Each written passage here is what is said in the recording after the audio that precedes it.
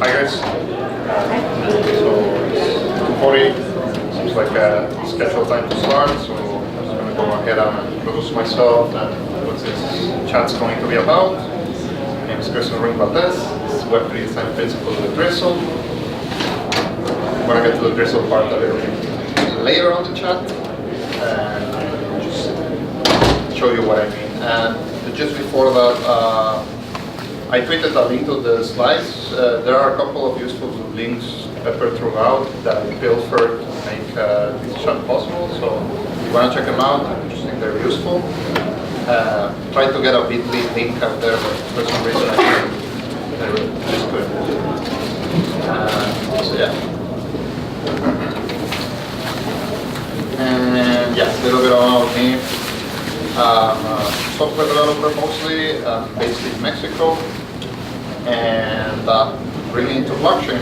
I currently work for Net Plus Ultra, which is a contracting software development contractor. And we take all sorts of projects and really prefer cool ones and what's cooler than blockchain stuff. Okay, so let's see. Alright, so the main topic here is Web3. And instead of just like chugging along and being like, okay, let's just jump into library or whatever, let's just call it, let's talk about Web3 conceptually, and just taking a short trip down memory lanes, like, okay, what's Web3, what's Web 0.0, what's Web 2.0, but broadly defined is Web 1, the first web that we had, that had kind of static HTML, storage was whatever, like straight from a file system or something, and data was kind of not the main point of value extraction, let's say. And 2.0 is like all this social stuff. The really big companies make their money from exploiting user data and correlations. And storage is from relational databases, but that doesn't really change things too much in this context. And presentational-wise, we get the dynamic HTML and much better reactive front ends. So Web 3.0 is just like breaking it down in this very general way. Still has dynamic HTML as a main method of presentation, so that doesn't change. And storage, you could say, is split up between decentralized nodes serving you information, which will be any blockchain that can do that, or IPFS and stuff, projects of that nature, which carry their own constraints. And of course, main change is data ownership, transparency, and immutability, which is like the big three things that you would use a blockchain for, right? So we just said that without thinking too much. I just like plowed through that information, but like a change in dynamic HTML for Web 2.0 carried big consequences for the design of websites everywhere, right? And the same is the case here. Even though we still use dynamic HTML, the change in storage and the change in data, the way we handle data, necessitate a change in the design behind any website that uses this, right? So those rules are still not written. It's like we're still figuring it out. It's like caveman stages. But a lot of people are making headway. And let's face it, most blockchain developers are not front-end people or designers or UX people. So things are not very friendly, even for technically minded people. So this whole chat is about a discussion of the consequences of these changes from a design standpoint, and everything is open to discussion, which is like something that is being worked through, right? So there's this really wonderful large Medium post that a guy from Spain called Bernal made. I really loved and touched on all of these points, like this following points as Web3 design principles. It touched reading data, writing data, events, history, transparency, and a way to present this information. This is not really like front-end innovation, more like a user experience hand-holding in some instances, and really highlighting the benefits of using blockchain technology, which is not transparent to the average human, I guess. So I'm going to go into Drizzle now. And the thing is here is that Drizzle is just middleware for blockchain data.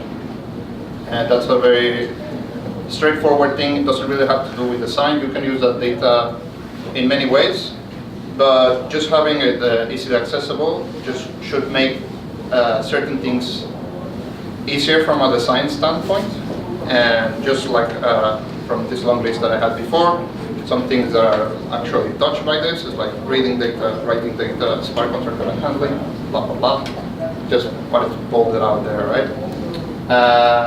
Other stuff that is there, like hashes for humans, that's just referring to the fact that hashes, just in addresses or just any type of hashed information are just everywhere on blockchain applications, and that's a weird thing for, I mean, I guess it's like randomized URLs like many years ago. Now we're used to it, but if an average person sees like a hash, they have no idea how it relates to them or as a user, or that sort of thing, and how to handle. New now is philosophy for still making any decentralized application with the mindset that your user could be completely alien to blockchain applications or blockchain-based applications, and to introduce him at every stage until he gets annoyed and say, hey, come on, stop explaining this, and you just like make a cookie. Yeah, these are all really hard problems, so I'm just going to go through the ones that Drizzle can at least relate to, which is the first 6.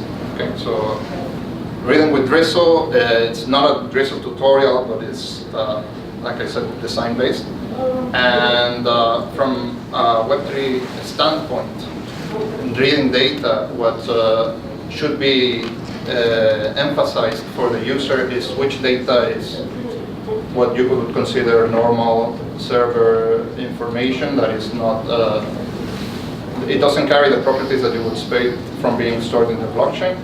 It's sort of like when something is stored in the blockchain, a user should really be able to know that and to know what that means. So the goals there are to just clarify what's on the blockchain and what isn't from the data that you present in an application.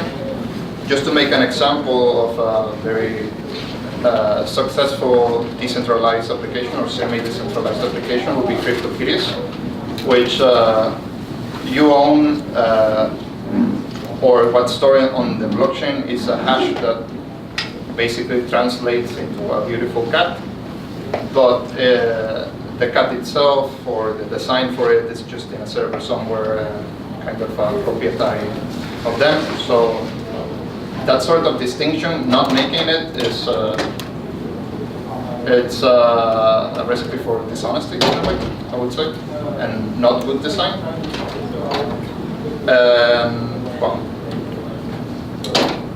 all of these goals, sorry, not very eloquent, but just clarifying where the data comes from, since it's relevant information now in these sorts of applications, because coming from the blockchain, you carry certain expectations of immutability, trust, all that. Coming from a server, you have no idea what's going on there.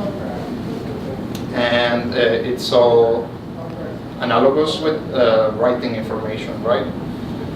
Especially because sometimes that costs money, and not just relying on the MetaMask or whatever wallet to pop up and confuse people like, hey, this is going to cost you like a bunch of tokens. It's not good design.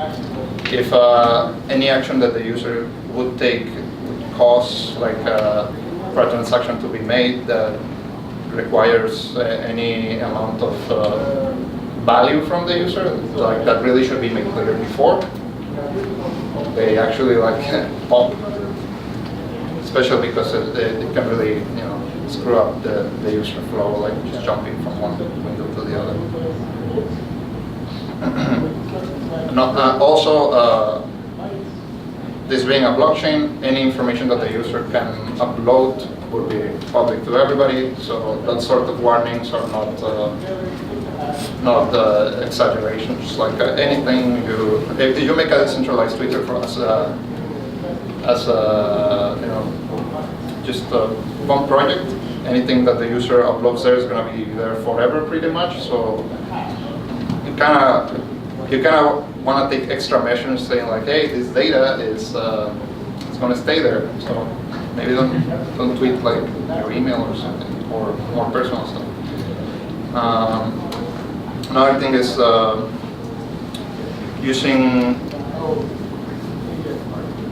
events transparently. They can be like right now, events are mostly used for development, but in a decentralized application mindset, it's like anything that the contract is executing, if it's not reliant on a server, should basically be open to the user, right? And at least that's what I believe, and it's the way it is if you're very technical, but there's no reason for it not to be more available in any site. So imagine whatever decentralized application that's processing blocks and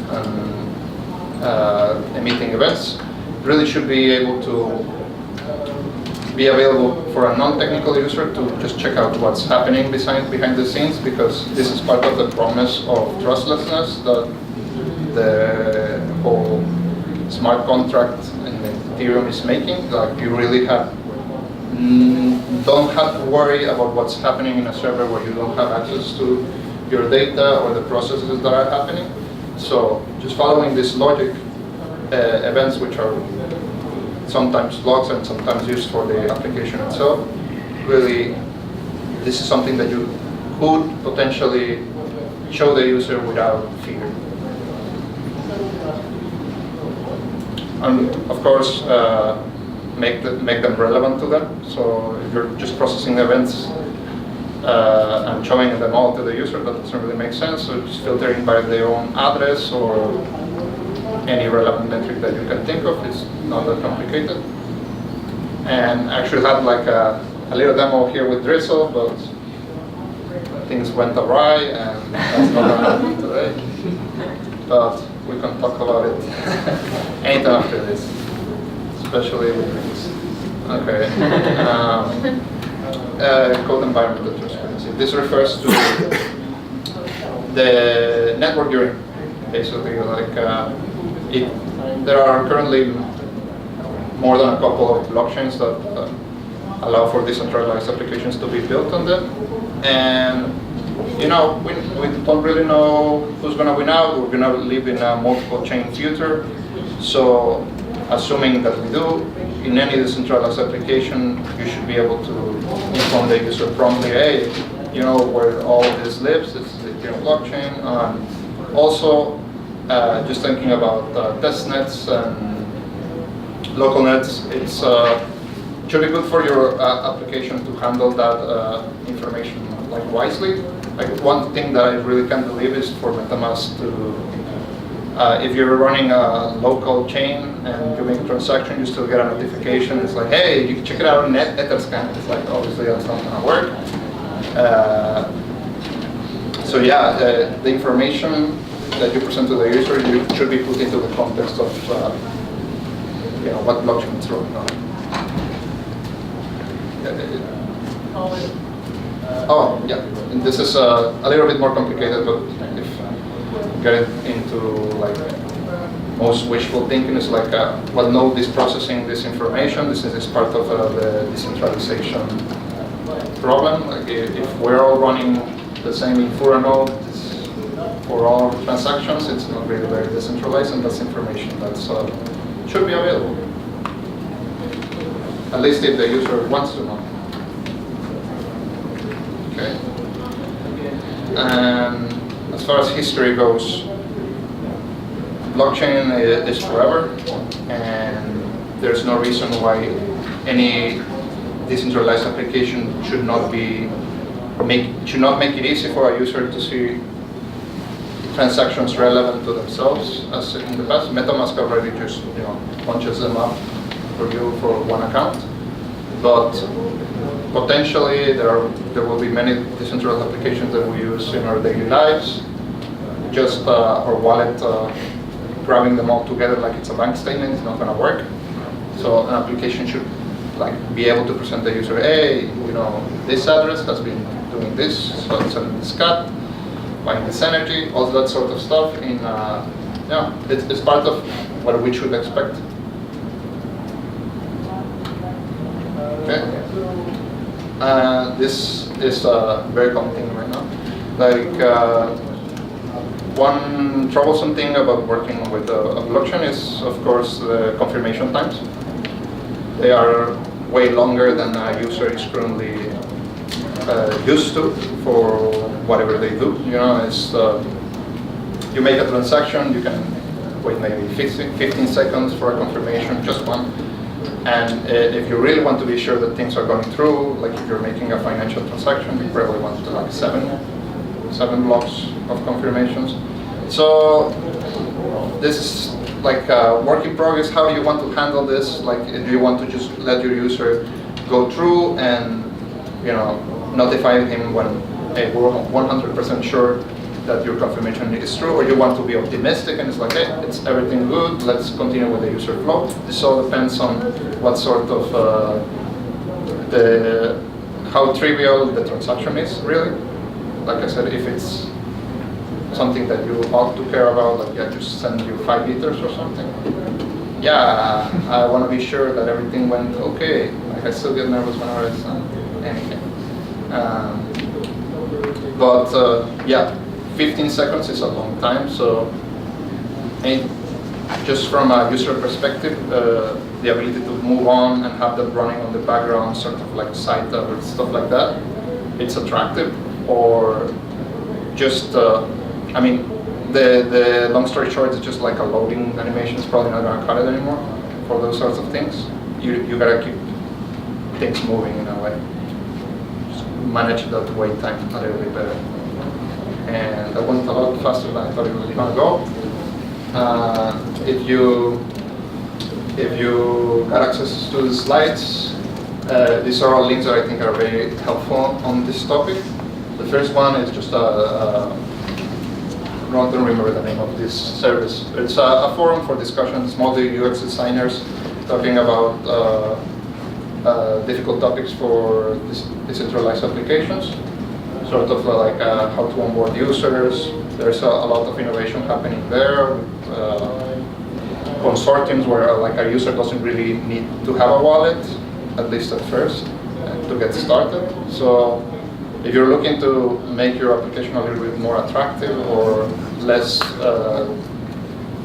have less friction, I would recommend like the first link and just like scour the threads and make a comment. It's an open forum of the designers. And as for the second, it's just the Web3 design principles talk I mentioned earlier that I shamelessly robbed. And that last one touches a little bit more in the onboarding users innovations that's happening, like sort of making like business consortiums and trying to, let me rephrase it, it's just a way to onboard users that is more realistic in the sense that we accept that there's a customer acquisition cost, and the way that we pay that is making like a user not have to have Ether on its first time, or just give them a little bit of whatever token that you're using, those sorts of things. So yeah, that's more information. I don't know if you guys have any questions or comments.